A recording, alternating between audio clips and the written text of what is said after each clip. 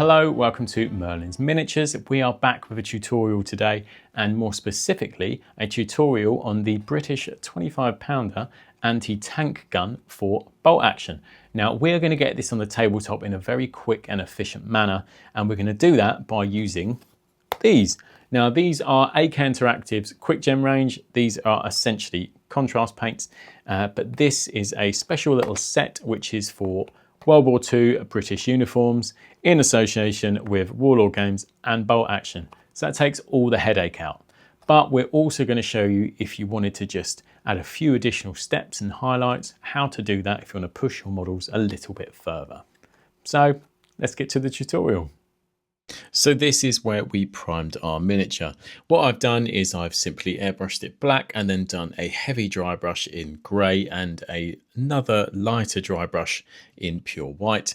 Essentially that sort of classic sort of slap chop, as it's called, method. Now I have put the sort of basing material down already. You don't have to do this. I just found it easier with handling the miniature due to it being metal. It just made it easier for me. Now, first up, we are using Death World Forest by Citadel, and we're going to put 2 coats over all of essentially the metal parts of this artillery piece. Nice and simple, slightly thinned down on the wet palette, and I'm using essentially the biggest brush that I can handle. But for yourselves, I would just use whatever you feel most comfortable with. And once that's done, we're going to use Straken green, and I'm going to use the classic, my favorite thing in the world, which is a sea sponge. Now, you may have seen all the videos about sponges, and I think they're very effective at adding texture. So all I'm doing is dabbing it all over the miniature, almost like a dry brush, but the texture of the sea sponge adds some really interesting effects. And where the paint is slightly watered down and looks transparent, it adds a really nice effect. After that, a nice easy win, just using black or a black contrast paint on all of the tyres. Once that's done, I want to use a uniform wash over the entire thing, and I'm going to use the British uniform quick gen paint, and I'm going to water this down, or thin this down, 2/3 thinner to 1/3 contrast. Now the reason I'm doing this is, one, to add that lovely green tone and a bit of weathering and aging to the piece, but also because it will tie into our crew when we get around to painting them. Once that's done, we're going to come in with some Straken Grime. You can choose to use this straight out of the pot, but I tend to add about 30% thinner to Straken Grime, just because I find when I'm sort of wicking it away, there's no need for me to put it on so heavy, and it also makes the paint go a bit further, so you don't have to keep buying it, saving you some money. So at this point, you can sort of see when it dries and goes sort of matte, if you want to start taking this off and how much you want to start taking off. You could easily just leave it here and it would look fantastic with a light dry brush. All depends on the aging you want. I'm coming in with a little makeup sponge now with a tiny bit of thinner that you can sort of see wetting the tip. And I'm just trying to dab it away and drag it away to create some nice, interesting streaks and patches of weathering. Again, this step is completely optional, but it does add some nice contrast to your model.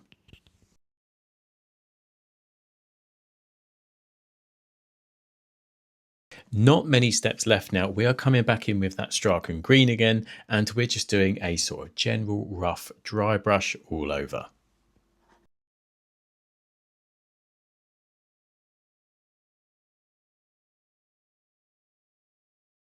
So one totally optional step now, and that's to add a little bit of rust.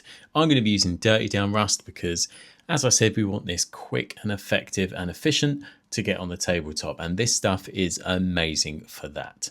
Now, if you've never used this before, one thing you have to be wary of, the sort of catalyst or the main sort of pigment that makes this work so well tends to sit at the bottom of the pot. It's a complaint many people have, and there's some really simple solutions. One, you can just rest it in warm water before you use it for a couple of minutes before shaking it like crazy. Or two, you could use a toothpick and just get that in there and give it a good mix round. Now this stuff, as I say, is amazing. It starts reacting with the air seconds after you've applied it, and you can sort of reactivate it with just a watery brush, and that's exactly what I'm doing around here. I'm just adding a bit of water and just moving it around. It's a fantastic bit of kit. If you've never used Dirty Down products before, highly, highly recommend you check them out. As always, if you are new to these parts, do please consider subscribing, liking, commenting, sharing. All of those great things help the channel grow and we appreciate it massively. So let's look at the crew. We're going to start from the same primed position, which is that heavily sort of slap chop dry brush method, ready for our quick gen paints and a few little extras. For their helmets, we are going to use the Deathworld Green. That will tie them in nicely to the artillery piece using that same paint. Next up, we're going to use British uniform. Now, I always knock back my contrast paints, normally by like a third, because I don't tend to like them straight out the pot. And this way I have a bit more control. And if it's not as punchy as I want, I can always add a second coat. Because the problem is if they're really inky and opaque, sometimes it can ruin what you're doing. So next up, I'm going to use Desert Sand to tackle the webbing. If you think this is a little bit too yellow for you and wanted to add a bit more depth, you could just mix this with a couple of drops of the brown that comes in the pack as well, and that would add a really nice tonal variation. A super quick, easy win is the black boots. Now, I've just used Black Legion here, but obviously you could use any black you like. So when it comes to the skin, I've used human flesh from the Quick Gen paint range. But one thing I like to do before I do these sorts of fleshy tone contrast speed paints is I like to add a thin coat of an actual flesh tone to the model first. I feel it's just a bit of a safer option for me if I don't feel too confident in the result of a sort of skin tone speed paint. But obviously feel free to just use the skin tone straight out of the pot, straight onto your miniature.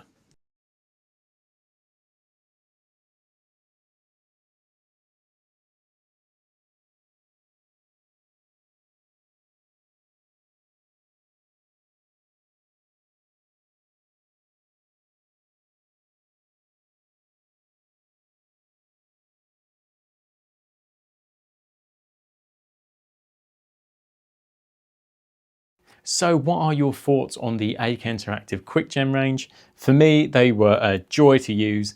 Big fan of dropper bottles in contrast paints especially, and I will be picking up a load more of these for my collection.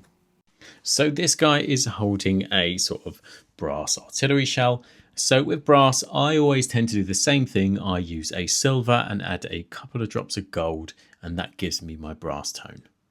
Now, that camel brown that we got in our pack, I was thinking how I'm going to use this, and what I've done is just water it down, and I used it as sort of a pin wash for the artillery shell itself, and also if I wanted to define any of the webbing, any of the straps, just to make it look a little bit darker and use it as sort of a shadow tone around the backpacks or any of the pouches. Really simple and really effective, and it actually worked really well.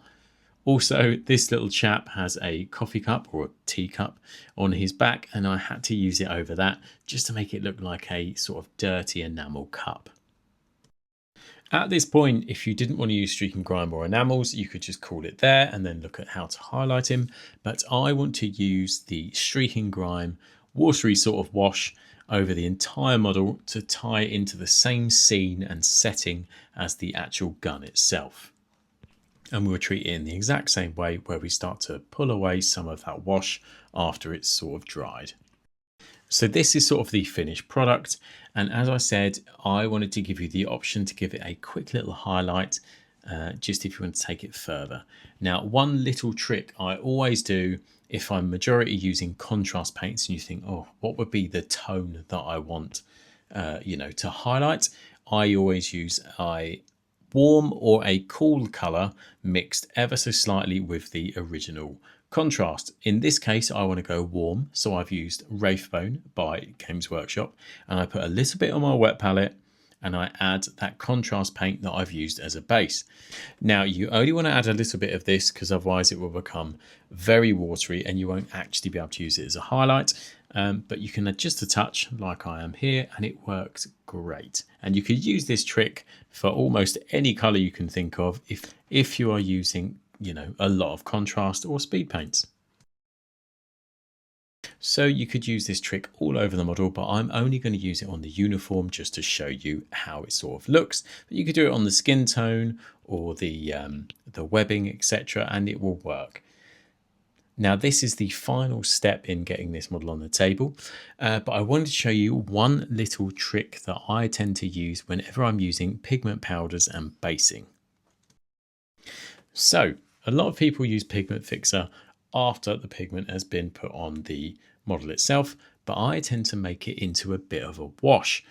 Now it makes it a bit trickier in the application because it does look like you are putting on a wash, but trust me, if you are doing it sort of broadly all over the base, this method works so well because it fixes it in place, and once you see it drying it goes completely matte and all that lovely pigment powder stays showing through. Now that wash is all done, I'm going to give that a little blast with a hairdryer and then add some tufts and call it a day. Now, as you can see, that pigment powder dried beautifully, and I'm just going to add a variety of tufts just to sort of mix it up and then rim the base and call it a day. And here it is in its full glory. I hope you enjoyed this quick and easy method to get this on a tabletop. Thank you very much for checking out this bolt action painting tutorial. If you want to see more painting tutorials like this, comment below, let us know what you want to see and we'll get it done for you. Thank you again, and we'll see you on the next one.